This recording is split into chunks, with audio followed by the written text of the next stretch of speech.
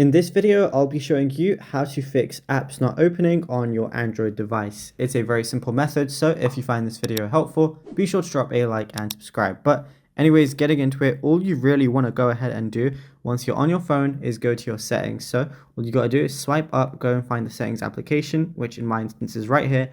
But what you can also do is swipe down on the top right, which is going to bring up your control panel, then go and hit the settings icon on the top right. So once you go ahead and click that, you're going to see a lot of things here, but what you want to do is scroll down and then you're going to eventually see apps. So go ahead and click on that. Now, if there's anything specific that's not working, you can literally just go ahead and click on it. Then you can go and scroll down until you see storage. Then you can clear the cache and then clear the data for whatever app you have downloaded.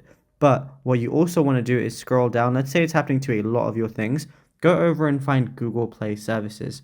Now, once you're here, this basically runs like all the different things that are on your device. Go over here and then go to storage, clear the cache for Google Play services. And if you want to, if that still doesn't work and they're still not opening, clear the data as well. And then restart your phone and then you should be good to go once you go ahead and open it back up and try and open any of the apps that weren't previously opening.